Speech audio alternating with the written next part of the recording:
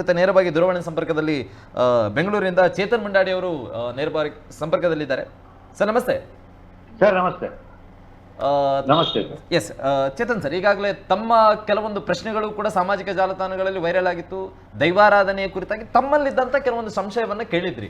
So ಇವತ್ತು ಈಗ ಈ ಚರ್ಚೆಯಲ್ಲೂ ಕೂಡ ತಮ್ಮ ದೈವಾರಾಧನೆ ವಿಚಾರವಾಗಿ ತಾವು ಹೇಳೋದಾದ್ರೆ. Okay okay okay yes sir, ಹೇಳಿ ಹೇಳಿ ಹೇಳಿ. ಅದೇ ಈಗ ಎಲ್ಲಿ ಇರುವಂತ ಎಲ್ಲ ಹಿರಿಯರಿಗೆ ಮೊದಲು ನಾನು ತಲೆಬಾಗ್ತೀನಿ, ಜೊತೆಗೆ ನಮ್ಮ ಟಿವಿ ನೋಡುವಂತ ಎಲ್ಲ ವೀಕ್ಷಕರಿಗೆ ತಲೆಬಾಗ್ತೀನಿ. ನಾನು ಅದೇ ಮಣ್ಣಲ್ಲಿ ಹುಟ್ಟಿ ಬೆಳೆದಂತವನು. ನನಗೆ ಸದ್ಯಕ್ಕೆ ಈಗ 42 ವರ್ಷ. ನಾನು ಒಂದು ಗುತ್ತಿನ ಮನೆಯಿಂದ ಬಂದಿರುವಂತವನು. ಜೊತೆಗೆ ನನ್ನ ಗ್ರಾಮ ದೈವದ, ನನ್ನ ಮನೆಯಲ್ಲೇ ಗ್ರಾಮ ದೈವ ಇರುವ ಕಾರಣಕ್ಕೋಸ್ಕರ ಇದರಲ್ಲಿ ಕಟ್ಟೆಕಟ್ಟಳೆಗಳ ಮುಖಾಂತರ ನಾನು ಬಂದಿರುವಂತದ್ದು. ನನ್ನ ಪ್ರಶ್ನೆಗಳ ಇದ್ದಿದ್ದು ದೈವವನ್ನ ಅಥವಾ ನಾಟಕ ರಂಗಕ್ಕಾಗಿರ್ಬೋದು ಅಥವಾ ಸಿನಿಮಾ ರಂಗಕ್ಕಾಗಿರ್ಬೋದು ಧಾರಾವಾಹಿಗೆ ತಂದಾಗ ತಪ್ಪೇನು ಅನ್ನುವಂಥದ್ದು. ಯಾಕಂತಂದ್ರೆ ನಾನು ಮೂಲ ಅಲ್ಲಿ ಹೇಳಿದೆ, ನನ್ನ ಸಂಸ್ಕೃತಿಯನ್ನ ಹತ್ತೂರಿಗೆ ತೋರಿಸಿದ್ರಲ್ಲಿ ತಪ್ಪೇನಿದೆ ಅನ್ನೋದು. ಹಾಗಂತೇಳಿ ನನಗೆ ಒಂದಷ್ಟು ಪ್ರಶ್ನೆಗಳು ಬಂತು. ನಮ್ಮ ಊರಿನ ಸಂಸ್ಕೃತಿ ಹತ್ತೂರಿಗೆ ತೋರಿಸಕ್ಕೆ ನಿಮ್ಗೆ ಯಾಕೆ ಬೇಕು? ಆದ್ರೆ ಅದೇ ಹತ್ತೂರಲ್ಲಿ ಹೊರಗೆ ಇರುವಂತವ್ರು ನಮ್ಮೂರವರೇ ತುಂಬಾ ಜನ ಇದಾರಲ್ಲ, ಅವರುಗಳೇ ಅಲ್ಲಿಂದ ಬಂದು ದುಡಿದ ಇನ್ನ ಮಾಡಿ ಇಲ್ಲಿ ಬಂದು ತಮ್ಮ ಕಾರ್ಯಗಳನ್ನ, ಜೊತೆಗೆ ದೈವಗಳ ಕೋಲಗಳನ್ನ ಕಟ್ಟಿಸ್ಕೊಂಡ ಅಥವಾ ಅದನ್ನ ಮಾಡಿಸ್ಕೊಂಡ ಸಂಪ್ರದಾಯನ ಬೆಳೆಸ್ಕೊಂಡ ಬಂದಿದ್ದಾರೆ. ಬರೀ ಒಂದು ನಾಟಕ ಚಿತ್ರ, ಈಗ ನಾಟಕ ಮತ್ತೆ ಚಿತ್ರಗಳು ಹಬ್ಬಬ್ಬ ಅಂತಂದ್ರೆ ನಮ್ಮಲ್ಲಿ ಎಷ್ಟು ಬಂದಿರ್ಬೋದು? ಒಂದು 10 ರಿಂದ 15 ಬಂದಿರ್ಬೋದು, 20 ಬಂದಿರ್ಬೋದು. ಅದರಿಂದ ಆಗಿ ಬದಲಾವಣೆ ಆಗಿದೆ ಅಥವಾ ಅದರಿಂದ ಬಂದು ದೈವ ರೋಡಿಗೆ ಬಂದಿದೆ ಅನ್ನುವಂತ ಪದಗಳ ಬಳಕೆ ಆಗುದಲ್ಲ, ಅದು ತಪ್ಪು ಅನ್ನುವಂತ. ಯಾಕಂದ್ರೆ ಯೂಟ್ಯೂಬ್ ಅಲ್ಲಿ ಹೊಡೆದ್ರೆ ಸಾವಿರಾರು ವಿಡಿಯೋಗಳು ಬರುತ್ತವೆ ಯಾವುದು ದೈವಗಳ ಬಗ್ಗೆ. ತಪ್ಪು ಮಾಡುವಂತವನು ತುಂಬಾ ಜನ ಇತ್ತು ಅಂತಂದ್ರೆ ಅದು ಒಪ್ಪಿಕೊಳ್ಳುವಂತವರು ಬೇರೆ ಇರುತ್ತೆ. ನಾನು ಅದು ತಪ್ಪು ಅಂತ ಇದಾದ್ರೆ ಯಾವುದು ಆ ಕಲದಲ್ಲಿ ಏನಾದ್ರೂ ತಪ್ಪಾದಾಗ ನಾವು ಅದನ್ನ ವಿರೋಧಿಸಬೇಕು. ಅಥವಾ ನಾಟಕ ರಂಗದಲ್ಲಿ ಅದನ್ನ ಕೆಟ್ಟದಾಗಿ ತೋರಿಸಿದ್ರೆ ಅಥವಾ ಸಿನಿಮಾದಲ್ಲಿ ಕೆಟ್ಟದಾಗಿ ತೋರಿಸಿದ್ರೆ ಅದನ್ನ ಒಪ್ಕೋಬೇಕು. ಆಗ ಅದನ್ನ ನಾವು ವಿರೋಧಿಸಬಹುದು. ಆದ್ರೆ ಎಷ್ಟು ಕಟ್ಟುನಿಟ್ಟಾಗಿ ದೈವದ ಕಲದಲ್ಲಿ ಇರುತ್ತೋ ಅಷ್ಟೇ ನಿಷ್ಠೆಯಲ್ಲಿ ಸಿನಿಮಾದಲ್ಲೂ ನಾಟಕದಲ್ಲೂ ದೈವದಲ್ಲೂ ಮಾಡ್ತೀವಿ. ಒಂದು ನಾಟಕ ನಡೀಬೇಕು ಅಂತಂದ್ರೆ ಅಲ್ಲಿ ನಡೆಯುವಂತ ಮೊದಲ ಸೆಟ್ ಆಗ್ಬೇಕು ಅಂತಂದ್ರೆ ಒಂದು ಪೂಜೆ ಆಗಿ ಮಾಡುವಂಥದ್ದು. ಅಲ್ಲಿ ಬಣ್ಣ ಒಂದು ನಾವು ತಿಳ್ಕೋಬೇಕು. ದೈವದ ಕಲದಲ್ಲಿ ಹಾಕುವಂಥದ್ದು ಅರದಳ, ನಾಟಕ ರಂಗದಲ್ಲಿ ಆಗುವಂಥದ್ದು ಬಣ್ಣ ಅಥವಾ ಸಿನಿಮಾ ರಂಗದಲ್ಲಿ ಹಾಕೋದು ಬಣ್ಣ. ಅದನ್ನ ನಾವು ಫಸ್ಟ್ ಅರ್ಥ ಮಾಡ್ಕೋಬೇಕು.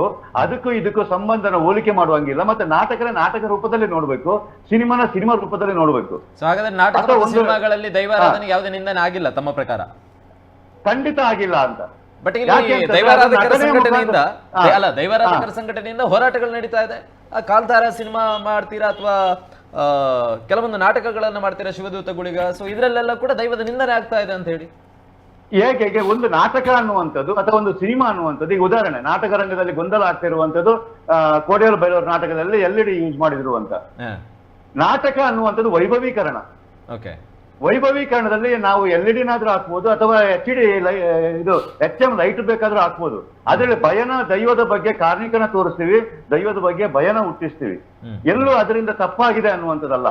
ಹಾಗಂತೇಳಿ ನಾವೀಗ ಉದಾಹರಣೆ ನಾನು ಹೇಳ್ತೀವಿ. ತುಂಬಾ ನನಗೆ ಪ್ರಶ್ನೆ ಆಗ್ತಾರೆ, ಹಾಗಾದ್ರೆ ನೀವು ಕಲಾವಿದರು ತಂತ್ರಜ್ಞರುಗಳೆಲ್ಲ ಆಗ್ಬಿಟ್ಟು ಮೈಸೂರಲ್ಲಿ ಕೊರಗಜ್ಜೆ ಹಾಕಿದಾಗ ನೀವು ಯಾಕೆ ವಿರೋಧಿಸಿಲ್ಲ ಅಂತ.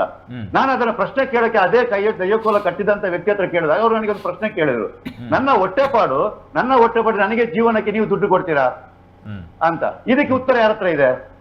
ಬೇಡ. ನಮ್ಮ ದೈವ ಕೋಲದಿಂದ ಒಂದು ನಾಟಕದಿಂದ ಸಿನಿಮಾದಿಂದ ಆಗಿದೆ ಅಂತಂದ್ರೆ ಮುಂಬೈಯಲ್ಲಿ ಹೋದ್ರೆ 20 ವರ್ಷ ಹಿಂದಿನಿಂದ ಅಲ್ಲೊಂದಷ್ಟು ಗುಡಿಗಳಿದೆ, ಒಂದಷ್ಟು ನಾಗನ ಗುಡಿಗಳಿದೆ. ಆದ್ರೆ ಅದನ್ನು ಕಟ್ಟಿದವರು ಯಾರು? ಅಲ್ಲಿ ಹೋಗಿ ಮಾಡಿದವರು ಯಾರು? ಬದಲಾವಣೆ ಆಗ್ಬೇಕಾಗಿದ್ದು ಮೂಲದಲ್ಲಿ. ಕಟ್ಟುಪಾಡುಗಳು ಈಗ ಕೆಲವರು ಹೇಳ್ತಾರೆ, ನೀವು ಬಂದು ಮಂಗಳೂರಲ್ಲಿ ನೀವು ಎಲ್ಲೋ ಯಾವತ್ತೋ ಒಂದ್ಸರಿ ಬಂದಿರ್ತೀರಿ, ದೈವದ ಕಾಲದಲ್ಲಿ ಏನಾಗ್ತಿದೆ ನಿಮಗೆ ಗೊತ್ತಾ ಅಂತ. ಪ್ರತಿಯೊಬ್ಬ ಆ ಮಣ್ಣಲ್ಲಿ ಹುಟ್ಟಿದವರು ಆ ಭಯ ಭಕ್ತಿ ಇದ್ದೇ ಇರುತ್ತೆ. ನನಗೂ ಮದಿಕು ಮಾಡುವಾಗ ನನಗೆ ಕಾರ್ಣಿಕನು ಕಂಡಿದ್ದೀನಿ ನಾನು. ಯಾಕಂದ್ರೆ ಮೂಲದಲ್ಲಿ ನಾನು ದೈವದ ಬಗ್ಗೆ ಆಗ್ಲಿ ದೇವರ ಬಗ್ಗೆ ನಂಬಿಕೆ ಇದ್ದವಂತವನಲ್ಲ, ಆಗಿರ್ಲಿಲ್ಲ ನಾನು. ನನ್ನ ಮದಿಪು ಸಿನಿಮಾದಲ್ಲಿ ಆಗಿರುವಂತ ಒಂದು ಘಟನೆಯಿಂದ ನಮ್ಗೆ ನಂಬೋ ತರ ಆಯ್ತು. ನನಗೆ ನನ್ನ ತಂದೆ ಅದರ ಬಗ್ಗೆ ಡೀಟೇಲ್ ಆಗಿ ಹೇಳ್ಕೊಂಡು ಬಂದ್ರು, ನನ್ನ ಹಿರಿಯರು ಹೇಳ್ಕೊಂಡು ಬಂದ್ರು, ಅದನ್ನ ನಂಬ್ಕೊಂಡು ಬಂದೆ. ನಾನು ಅದನ್ನ ಪ್ರಶ್ನೆ ಕೇಳಿದಾಗ ಅದಕ್ಕೆ ಒಂದಷ್ಟು ವಿರೋಧಗಳು ಬಂತು. ಯಾವ ತರ ನೀನು ಹಿಂದೂ ಅಲ್ಲ ಅನ್ನುವಂಥದ್ದು. ನಾನು ಹೇಳಿದ್ದು, ನಾವು ಇದನ್ನ ತಿಳುವಳಿಕೆ ಮಾಡುವಂಥದ್ದು, ಹಿರಿಯರಿಂದ ತಿಳ್ಕೊಳ್ಳುವಂತ ಪ್ರಯತ್ನ ನಾವು ಮಾಡೋಣ. ಅದಕ್ಕೆ ಯಾಕಂದ್ರೆ ದೈವ ಕೋಲದ ಕಾಲದಲ್ಲಿ ಎಲ್ಲೂ ನಮ್ಗೆ ಹಿಂದೂ ಅನ್ನೋ ಪದನೇ ಬರಲ್ಲ, ಯಾವುದೇ ಪ್ರಾರ್ಥನೆಯಲ್ಲಿ ಬರಲ್ಲ ಅಥವಾ ಯಾವುದೇ ಸಂಧಿಯಲ್ಲೂ ಬರಲ್ಲ. ಹಾಗಂತೇಳಿ ನನ್ನ ಹಿಂದೂ ಸಮಾಜ ಅದೊಂದು ಬಂಡೆಕಲ್ಲಲ್ಲ, ಅದೊಂದು ಪರ್ವತ. ಅಲ್ಲಿ ನಮ್ಗೆ ಇಷ್ಟ ಆಗುತ್ತೆ ಅಷ್ಟು ನಾವು ಕೆತ್ತನ. ಆ ಕೆತ್ತಿದ್ದು ಮೂರ್ತಿ ಆಗ್ಬೋದು, ಇನ್ನೊಬ್ಬ ಕೆತ್ತಿದ್ದು ಅರ್ಧಂಬರ್ಧ ಆಗಿ ನಾಳೆ ಅದು ಮಳೆ ಬಂದು ನಶಿಸಿ ಹೋಗಿ ಪಾಚಿ ಬೀಳ್ಬೋದು. ನಾವು ಉಳಿಸುವಂತ ಪ್ರಯತ್ನ ಮಾಡೋಣ, ಎಲ್ಲಿ ಮೂಲದಲ್ಲಿ ಬದಲಾವಣೆ ಮಾಡೋಣ, ಅದು ಆಗ್ಬೇಕು ಅನ್ನೋದು. ಶ್ರೀಧರ್ ಅವರು, ಈಗ ನೇರವಾಗಿ ಚೇತನ್ ಅವರ ಬಳಿ ತಮ್ಮದೇ ಏನಾದ್ರು ಪ್ರಶ್ನೆಗಳಿದೆಯಾ? ಅಂದ್ರೆ ತಮ್ಮ ವಿರೋಧಗಳು ಕೂಡ ಇರುವಂತದ್ದು ಸಿನಿಮಾ ನಿರ್ದೇಶಕರ ಮೇಲೆ, ನಾಟಕ ರಚನೆಗಾರರ ಮೇಲೆ. ಈಗ ನೇರವಾಗಿ ನಿರ್ದೇಶಕರಿದ್ದಾರೆ, ಈ ವಿಚಾರದ ಬಗ್ಗೆ ಮಾತಾಡೋದು. ಅವರ ಪ್ರಶ್ನೆ ಹೇಗಿದೆ ಅಂದ್ರೆ, ಮುಂದಿನಗಳಲ್ಲಿ ದೈವಾರಾಧನೆ ಸಿನಿಮಾದಲ್ಲೇ ತೋರಿಸುವಂತದ್ದು.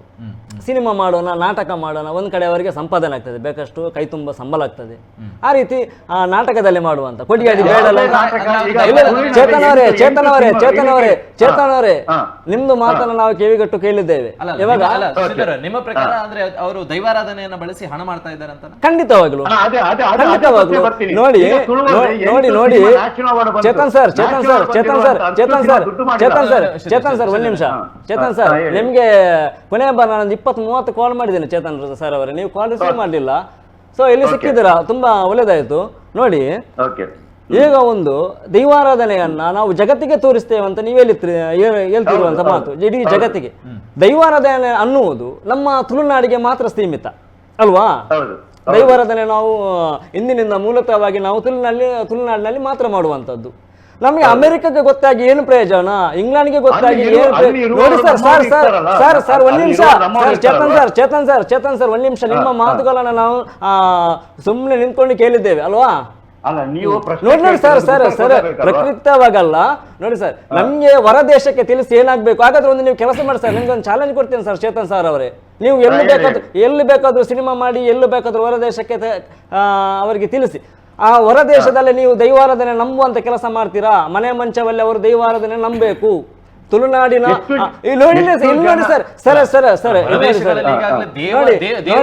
ನಾವು ಏನ್ ಹೇಳುವುದಂದ್ರೆ, ನಾಟಕ ಮಾಡಿ, ಸಿನಿಮಾ ಮಾಡಿ, ನಮ್ದು ಕೂಡ ನಿಮ್ಗೆ ಬೆಂಬಲ ಇದೆ ಸರ್. ನಿಮ್ಮನ್ನು ನಾವು ನೋಡಿ, ತುಳುನಾಡಿನಲ್ಲಿ ನಾವು ನಾಟಕಗಳನ್ನು, ಒಂದು ನಾಟಕವನ್ನು 10 ಬಾರಿ ನೋಡಿದ್ದು ಉಂಟು. ಆದರೆ ದೈವದ ಕೊಡಿಯಡಿಯಲ್ಲಿ ಬಳಸುವಂತದ್ದನ್ನ ಸಿನಿಮಾಗಳಲ್ಲಿ ಬಳಸಬಾರದಂತ ನಿಮ್ಮ ಹತ್ರ ನಾವು ರಿಕ್ವೆಸ್ಟ್ ಮಾಡ್ತಿರೋದು ವಿನಃ ನಿಮ್ಮ ವ್ಯಕ್ತಿಗಳ ವಿರುದ್ಧವಾಗಿ ನಾವು ಯಾವತ್ತು ಹೋರಾಟವನ್ನ ಮಾಡ್ತೀವಿ. ನಮಗೆ ದೈವವನ್ನ ಬೀದಿ ಪ್ರದರ್ಶನಗಳಲ್ಲಿ ನೋಡುವಂಥದ್ದಾಗಬಾರ್ದು. ನೋಡಿ, ನೀವೇನಿದ್ರೆ ಒಂದು ಸಿನಿಮಾಗಳು ಒಂದು 10-20 ಸಿನಿಮಾಗಳು ಬಂದಿರುವಂಥದ್ದು, ಅದರಲ್ಲಿ ದೈವದ ವಿಚಾರದಲ್ಲಿ ಬಂದಂಥ ಇತ್ತೀಚಿನ ದಿನಗಳಲ್ಲಿ ಸಿನಿಮಾ ಬರುವಂಥದ್ದು. ಇತ್ತೀಚಿನ ದಿನಗಳಲ್ಲಿ ಬರುವಂಥ ವಿಚಾರದಲ್ಲಿಯೇ ಇಲ್ಲಿ ರೀಲ್ಸ್ಗಳು, ಆನಂತರ ಬೇರೆ ಬೇರೆ ಆಗ್ತಿರುವುದು. ನೀವು ಕಣ್ಣು ಮುಚ್ಚಿಕೊಂಡು ಕೂತ್ಕಿದ್ದೀರಾ ಚೇತನ್ ಅವರೇ? ಅವರ ಮೇಲೆ ಕೇಸ್ ನೀವು ಅವರ ಮೇಲೆ ಕೇಸ್ ಮಾಡಲ್ವಾ? ನೀವು ಅವರ ಮೇಲೆ ಇವತ್ತು ನಮ್ದು ಹೋರಾಟ ಏನಿದೆ? ಚೇತನ್ ಸರ್ ನಿಮ್ಮ ಪ್ರಶ್ನೆಯನ್ನು ಕೇಳಿ ಅವರ ಉತ್ತರವನ್ನ ಕೂಡ ಕಾಯ್ಬೇಕಲ್ವಾ? ನೀವು ಪ್ರಶ್ನೆ ಮಾತ್ರ ಕೇಳ್ತೀರಿ, ಉತ್ತರ ನಾವು ಹೇಳ್ಬಾರ್ದು ಅಂತ. ಈಗ ಅದನ್ನ ಸಿನಿಮಾದಿಂದಲೇ ಅಂತ ಯಾಕೆ ಹೇಳ್ತೀರಿ? ಯೂಟ್ಯೂಬ್ ಅಲ್ಲಿ ನೋಡಿದ್ರೆ ಎಷ್ಟು ಬರಲ್ಲ, ಸಾವಿರಾರು ವಿಡಿಯೋಗಳು ಬರ್ತಾ ಇದೆ ಯಾವ್ದು ದೈವದ ಕಲದ ಬಗ್ಗೆ. ನಮ್ಮ ಟಿವಿಯಲ್ಲೇ ಬಂದಿದೆ. ಅದನ್ನ ಹೇಳ್ತಿರೋದು ಚೇತನ್ ಸರ್ ಅವರೇ. ನೀವು ಅದನ್ನು ಯಾಕೆ ವಿರೋಧ ಮಾಡಲಿಲ್ಲ? ಇಷ್ಟರ ತನಕ ಇಷ್ಟರ ತನಕ ನೀವು ಯಾಕೆ ವಿರೋಧ ಮಾಡಲಿಲ್ಲ ಅದನ್ನ? ಇವತ್ತು ನೋಡಿ ಉತ್ತರ ಕೊಟ್ಟೆ. ಈಗ ನಾನು ಉತ್ತರ ಕೊಟ್ಟೆ. ನಿಮಗೆ ಒಂದು ಪ್ರಶ್ನೆ ಕೇಳಿದೆ, ಮೈಸೂರು ಬೆಂಗಳೂರಲ್ಲಿ ಬಾಂಬೆಯಲ್ಲಿ ಹೋಗಿ ಕಟ್ಟಿದವರು ಯಾರು? ನಾನು ಆಗ್ಲಿ ಅಥವಾ ನೋಡಿ, ಅದನ್ನು ನೋಡಿ, ನಾನು ನಿನ್ನೆ ಕೂಡ ಸೋಷಿಯಲ್ ಮೀಡಿಯಾ ಅದು ನನ್ನ ಸಮುದಾಯದವ್ರು ತಪ್ಪು ಮಾಡಿದ್ರು ತಪ್ಪು, ಅದನ್ನು ವಿರೋಧಿಸಿ ನೀವು, ನಿಮಗೆ ಅವಕಾಶ ಉಂಟು. ಅದು ಯಾರೇ ಆಗ್ಲಿ. ಇವಾಗ ಹೇಳಿದ್ರು ನಮ್ಮ ಚೇತನ್ ಸರ್ ಅವರೇ ನೋಡಿ, ಇವರು ಹೇಳಿದ್ರು ನಮ್ಮ ಮನೆಯಲ್ಲಿ ದೈವ ಕಟ್ಟುವವನು ಕುಡಿದು ಟೈಟ್ ಆಗಿ ಇಟ್ಟಿದ್ದಾನಂತೆ. ನಾನು ಹೇಳ್ತೇನೆ, ಅವನನ್ನು ಬಡಿಬೇಕು, ಅಂತವನಿಗೆ ಬಡಿಬೇಕು. ಅಲ್ಲ ಒಂದು ನಿಮಿಷ ನೋಡಿ, ಅಂತವನು ದೈವಕ್ಕೆ ಅರ್ಹತನಲ್ಲ, ದೈವ ನರ್ತನಕ್ಕೆ ಅವನು ಅರ್ಹತನಲ್ಲ. ದೈವಕ್ಕೆ ನಿಷ್ಠೆ ಇದ್ದವನು ಮಾತ್ರ ಅರ್ಹತ. ಮುಂಡಾಡಿ ಅವರೇ, ಒಂದ್ ನಿಮಿಷ. ಚೇತನ್ ಅವರೇ ನೋಡಿ, ನೀವು ಈಗ ಹೇಳ್ತೀರಿ ಪರದೇಶಕ್ಕೆ ಹೋಗ್ಬಾರ್ದು ಅಂತ. ಇದು ನಮ್ಮ ತುಳುನಾಡ ಸಂಸ್ಕೃತಿ, ಅಲ್ಲಿ ಹೋಗ್ಬಾರ್ದು, ನಮ್ಮ ತುಳುನಾಡಿನಲ್ಲಿ ಇರ್ಬೇಕು ಅಂತ. ನಾವೇ 25 ವರ್ಷದಿಂದ ಬೊಂಬೈಯಲ್ಲಿ ಕೋಲ ಮಾಡಿಸ್ತಾ ಇದ್ದೇವೆ. ನಾವು ದೈವವನ್ನು ನಂಬಿದ್ದೇವೆ, ಮನೆ ಮಂಚ ಉಂಟು ನಮ್ಮ ಹತ್ರ, ಅಲ್ಲಿ ಬೇಕಾದಷ್ಟು ಸಭೆ ಬರ್ತದೆ. ದೈವವನ್ನಲ್ಲಿ ನಾವಲ್ಲ, ಮರಾಠಿಯವರು, ಹಿಂದಿಯವರು ನೋಡುವವರು ಇದ್ದಾರೆ ನಮ್ಮಲ್ಲಿ, 1000 ಗಟ್ಟಲೆ ಜನ ಇದ್ದಾರೆ. 25 ವರ್ಷದಿಂದ ನಾವು ಮಾಡ್ತಾ ಇದ್ದೇವೆ. ನಮ್ಮಲ್ಲಿ ಮನೆ ಮಂಚ ಉಂಟು, ದೈವ ಉಂಟು, ಎಲ್ಲ ಉಂಟು ನಮ್ಮ ಹತ್ರ. ಹಾಗಾದ್ರೆ ದೈವವನ್ನು ನಾವು ನೆಗ್ಲೆಕ್ಟ್ ಮಾಡುದಿಲ್ಲ. ನಮ್ಗೆ ನಾವು ನಂಬಿದ ದೈವ ನಮ್ಗೆ ಒಳ್ಳೇದು ಮಾಡ್ಬೇಕಂತ ಭಾವನೆ ನಮ್ಮಲ್ಲಿ ಇರುವುದು. ಆದ್ರೆ ಸಿನಿಮಾದಲ್ಲಿ ನೋಡಿದ ಕೂಡಲೇ ನಾವಲ್ಲಿ ಕೋಲ ಬಂದ್ ಮಾಡ್ಲಿಲ್ಲ, ನಮ್ಮ ಮನೆಯದು ಕೋಲ ಬಂದ್ ಮಾಡ್ಲಿಲ್ಲ, ಅಥವಾ ನಿಮ್ಮನ್ನು ನೆಗ್ಲೆಕ್ಟ್ ಮಾಡ್ಲಿಲ್ಲ. ನಾವು ಕೂಡ ಯಾರು ಮಾಡುವಂತದ್ದಿಲ್ಲ. ಅದು ಸೀಮಿತ ಅಲ್ಲ, ದೈವ ನಮಗೆ ಕೂಡ ಸೀಮಿತ. ಹಾಗಾದ್ರೆ ಬೇರೆಯವರು ಕೂಡ ಕಟ್ಲಿ ಅಂತ ನಾನು ಕೂಡ ನಮ್ಮವರಿಗೆ ಹೇಳೋದು, ನೋಡಿ ನಮ್ಮ ಸಮುದಾಯದವರಿಗೆ ನಮ್ಮ ಮಕ್ಕಳಿಗೆ ವಿದ್ಯಾಭ್ಯಾಸವನ್ನು ಕೊಡಿರಿ, ಕಲಿಸಿ, ಎಲ್ಲ ಲಾಯರ್ ಮಾಡಿ, ಡಾಕ್ಟರ್ ಮಾಡಿ, ಇಂಜಿನಿಯರ್ ಮಾಡಿ, ಅದನ್ನ ಆತರ ಮಾಡಿಸಿ. ನಾನು ನನ್ನ ಸಮುದಾಯಕ್ಕೆ ಅದಕ್ಕೆ ಹೇಳ್ತಿರೋದು. ರಿಷಬ್ ಶೆಟ್ಟರ್ ಮುಖಾಂತರ ದೈವ ಕೋಲ ಕಟ್ಟುವಂತವರಿಗೆ ಒಂದು ಗವರ್ಮೆಂಟ್ ಪೆನ್ಷನ್ ಬರೋ ತರ ಆಯ್ತು, ಹೌದಾ? ಒಂದು ನಾಟಕ ರಂಗದಿಂದ ಸಿನಿಮಾ ರಂಗದಿಂದ ಬದಲಾವಣೆ ಆಗಿದಲ್ವಾ? ನೋಡಿ ಚೇತನ್ ಅವರೇ, ನಾವು ಪದೇ ಪದೇ ನಾನು ಪದೇ ಪದೇ ಚೇತನ್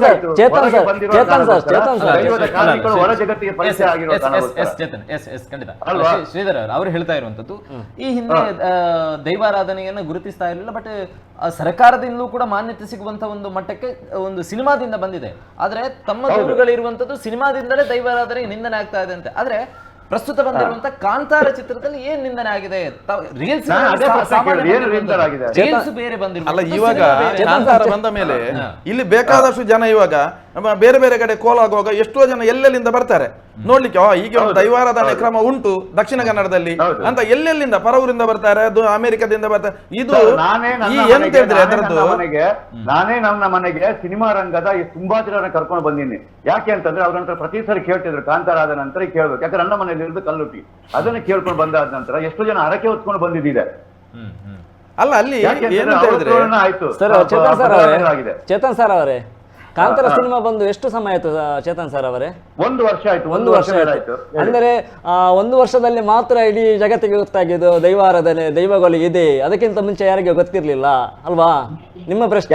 ಇಡೀ ಜಗತ್ತಿಗೆ ಗೊತ್ತಾಗಿದ್ದು ಕಾಂತಾರ ಸಿನಿಮಾದ ಮುಖಾಂತರ. ನಿಮ್ಮ ಪ್ರಶ್ನೆ ನಮ್ಗೆ ನೋಡಿ ನೋಡಿ ನೋಡಿ ನೋಡಿ ನಮ್ಗೆ ಹಿರಿಯರು ಕಲಿಸಿದಂತ. ಶ್ರೀಧರ್ ಅವರ ಪ್ರಶ್ನೆ ಏನು ಅಂತ ಹೇಳಿದ್ರೆ, ದೈವಾರಾಧನೆ ಅನ್ನುವಂಥದ್ದು ಅದು ಪ್ರಾಡಕ್ಟ್ ಅಲ್ಲ, ನೀವು ಪ್ರಚಾರ ಕೊಡೋದು ಪ್ರಾಡಕ್ಟ್ ಅಲ್ಲ, ನಮ್ಗೆ ಅದು ಸನಾತನ ಎಷ್ಟೋ ವರ್ಷಗಳಿಂದ ಬಂದಿರುವಂತದ್ದು. ತಾವ್ ಯಾಕೆ ಅದೇ ಟಾಪಿಕ್ ಎಲ್ಲ ತಗೊಂಡು ಸಿನಿಮಾ ಮಾಡ್ತೀವಿ? ನೋಡಿ ಸರ್,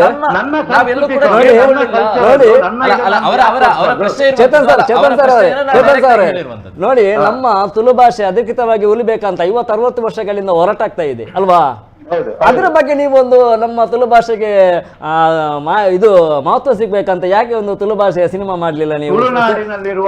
ತುಳು ಭಾಷೆ ಉಳಿಬೇಕಂತ ನೀವು ಯಾಕೆ ದೈವಾರಾಧನೆಯನ್ನ ಒಂದು ಪ್ರಾಜೆಕ್ಟ್ ಇಟ್ಕೊಂಡು ಸಿನಿಮಾ ಮಾಡಿದ್ದೀರಿ? ತುಳುನಾಡಲ್ಲಿರುವ ಪ್ರತಿಯೊಬ್ಬ ಮಣ್ಣಲ್ಲಿ ಹುಟ್ಟಿದಂತ ಪ್ರತಿಯೊಬ್ಬರ ನೋಡಿ ತುಳು ಭಾಷೆಗೆ ಇಷ್ಟು ಅದರ ಬಗ್ಗೆ ಇದು ಮಾಡ್ತಾರೆ. ಆದ್ರೆ ಅದು ಮಾಡಬೇಕಾಗಿದ್ದು ಯಾರು? ನಾವು ನೀವಲ್ಲ, ಸಾಮಾನ್ಯ ವ್ಯಕ್ತಿಗಳಲ್ಲ. ನಮ್ಮನ್ನ ಪ್ರತಿನಿಧಿಸಿರುವಂತ ಯಾರು ಆಯ್ಕೆಯಾಗಿ ಹೋಗಿದಾರಲ್ಲ, ಅದು ಆರ್ ಮುಖಾಂತರ ಹೋಗ್ಬೇಕು, ಕಾನೂನು ಮುಖಾಂತರ ಹೋಗ್ಬೇಕು.